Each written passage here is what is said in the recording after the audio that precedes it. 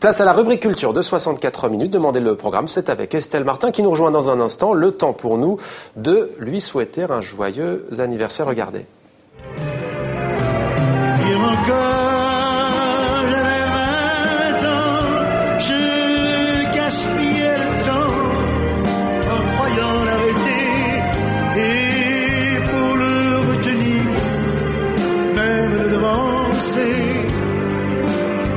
Je n'ai fait que courir et me suis essoufflé, ignorant le passé, conjuguant au futur, je précédais de moi toute conversation et donnais mon avis que je voulais le bon pour... Bonsoir Estelle. Bonsoir Charles Mohamed. Aznavour qui souffle ses 90 bougies, Estelle. Oui, alors il ne va pas souffler ses 90 bougies parce que Charles Aznavour a décidé de ne plus fêter son anniversaire à partir de ses 50 ans. Il a bien raison. Moi, je me dis même qu'à partir de 40 ans, il faut tout arrêter. Donc Charles Aznavour sera en concert à Berlin. Il est toujours en tournée. C'est quand même l'un des plus grands chanteurs français francophones. Et s'il ne fête plus son anniversaire, alors Barclay, sa nouvelle maison de disques, nous fait un cadeau avec la sortie d'une compilation de 90 classiques choisis parmi son millier d'œuvres, donc 90 classiques pour 90 ans. Nous étions obligés dans le 64 minutes de souhaiter un joyeux anniversaire à Charles Aznavour, même s'il n'est pas d'accord. La musique toujours avec un roman maintenant, le premier de Diane Mazloum. Alors le style est assez différent, hein, le style musical entre autres. Cette jeune écrivaine libanaise rythme son premier roman, Beyrouth la nuit, avec des extraits musicaux, David Bowie, Pink Floyd, les Doors, une bande-son qui accompagne ces personnages dans leur virée nocturne. Ils s'appellent Marilou, Kamal, Osman, Zalfa. Ces jeunes Beyroutines se croisent, s'aiment ou se déchirent une nuit durant. Diane Mazloum a voulu recréer le chaos de la ville, c'est elle-même qui le dit, par ce foisonnement de personnages et d'histoires. Alors tout se passe à Beyrouth la nuit et nous l'avons rencontrée à Paris le jour.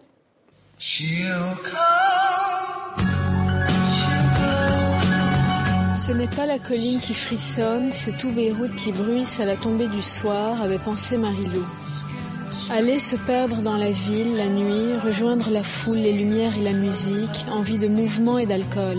Mes personnages font partie de la génération Y, mais au Liban, ils font aussi partie de cette génération des bébés de la guerre, c'est-à-dire ceux qui sont nés pendant la guerre.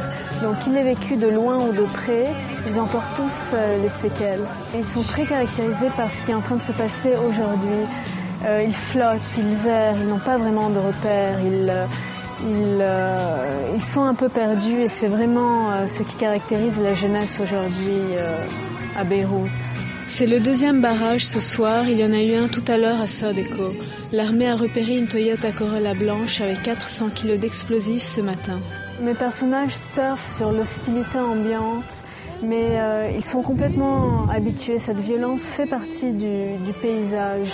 Ils sont plus ou moins immunisés. Elle porte son doigt à sa bouche, puis soupire à voix basse. Tout le monde couche avec tout le monde, ça n'a aucun sens. L'amour a une place plus dangereuse, plus menaçante.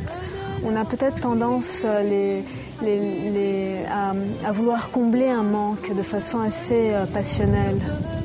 Elle regarde le ciel, un hélicoptère passe. Il semble s'éloigner peu à peu, puis revient mais repart aussitôt. Le jour se lève, le jour le plus long de l'année. Voilà, Beyrouth la nuit, donc c'est aux éditions Stock.